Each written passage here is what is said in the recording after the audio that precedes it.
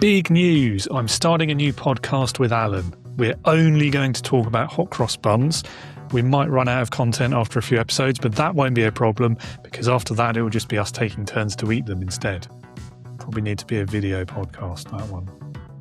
Anyway, big announcement out of the way. For those who haven't twigged what day it is, it's the start of a new month and it's a 5-episode month this April. So here is my monthly rundown of what to expect on Leading with Integrity in the coming weeks. Starting this week, it's not an April Fool, but there is an episode already released this morning in which Michaela Anderson of Loyalty Ops talks to me about high-performing teams, successful cultures, and building organisations where people want to stay.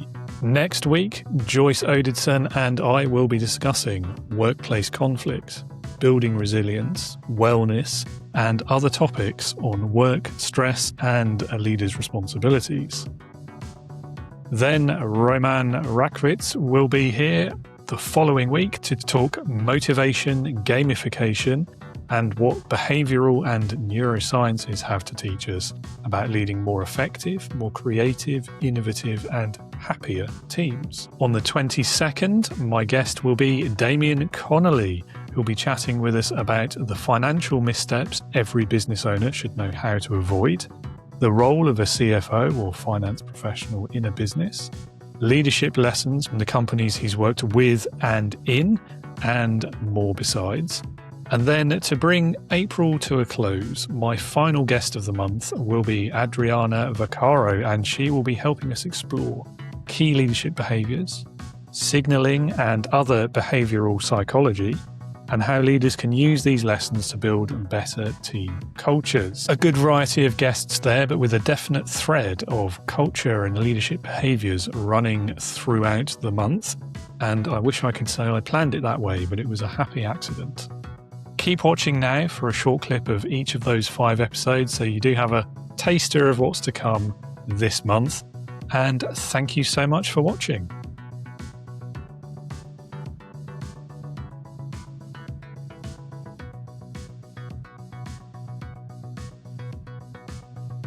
And right now, the big myth that I'm seeing that is just prolific is leaders chasing unicorns to save the business, right? And a unicorn can come in many different shapes and forms. It can come in, I'm going to hire unicorn A players. That's all I'm going to focus on is bringing in those amazing unicorns. And that's going to impact our output. It's going to change everything. AI, technology. I'm going to grab those very expensive, very rare, very hard to integrate unicorns and throw them at my team, thinking that it's going to be an amazing amplifier of performance. It's not, right? It's just not. That's not what's going to win the day. That's not what's going to win the century. It's not what's going to help your business live a legacy. Unicorns often work best alone, in isolation, as a sole contributor. You can have a few of those. Those can be strategically used and leveraged here and there. But if you think that's going to be the thing that sets you up for success, you're in for a very expensive recruitment bill and an underperforming team. You have to advocate for yourself in a responsible way. That's your job. So the micro practices are very important. Before you do that, take a deep breath and remember who you are, what you believe in, what you're passionate about, and what your purpose is. Once you know that, you will be able to act from a place of strength and conserve your resilience. Because we are wasting energy every day trying to do everything and be everything to everyone and not fulfilling that. So stop and take a deep breath. Remember who you are, what you've been called to do, and ask yourself, what are my top 3 priorities today? How am I going to do them superbly? And what do I need? What resources do I need to have them done the way they need to? Who do I need to talk to? Who do I need to connect with? Who can be an advocate for me to get those things done? Who can I collaborate with? And how can I help others? Because you help others when, as a part of a team, you help your team every day when you do your job well.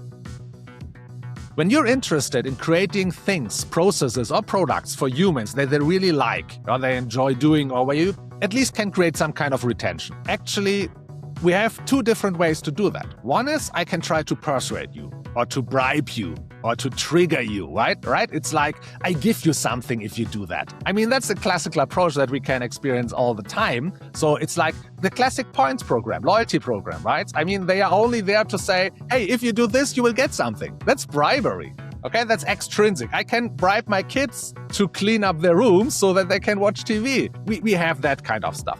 So this is more the kind of behavioristic approach. Skinner is a very famous author or researcher on that, where we really say, okay, how can we trigger someone in a given moment, a human being, to behave in a way that we want him to behave? And this is how actually most of the industries, the organizations are designing their stuff. Also products and whatever, every marketing activities, whatever. And the problem is that we get used to that kind of stuff that they are offering us. The first time, the point at 1 mile from Miles and More was amazing, just as an example.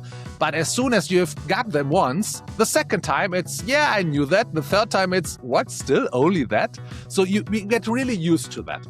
And the point is, it's not really built for continuity, because if you trigger me with a reward or with an extrinsic motivation to do something once, and I've done it, then I get the reward, then it's over. In my experience, there's a couple of levers, and what you're trying to do is turn them all in the same direction. And those levers are managing your costs, helping the business grow, being able to make good decisions.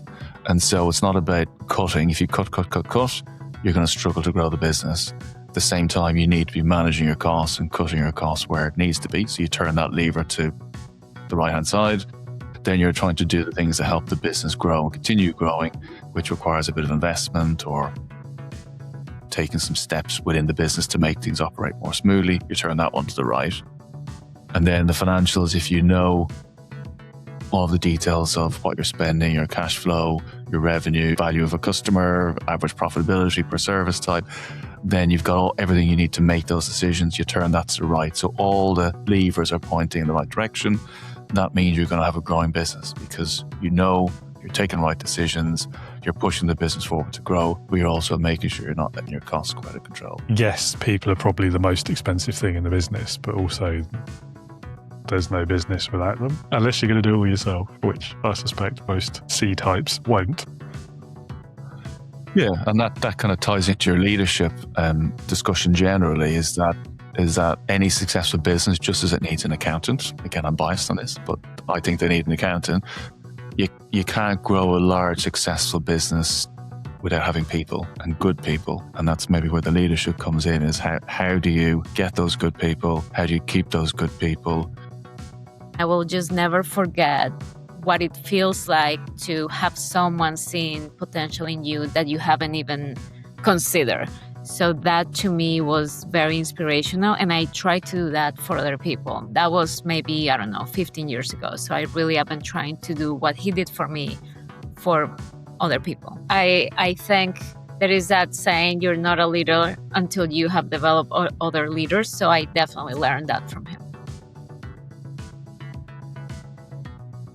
Anthropologist Margaret Mead, she really studied how behavior affects culture, but more importantly, it studied how we can change systems with our own behavior. So a lot of times I think we tend to accept the circumstances and the systems and be like, well, it is what it is. But I think her work really inspires people to pursue change. And she has this quote, and I hope I say it correctly, but it's something like, never doubt that a committed group of citizens will change the world.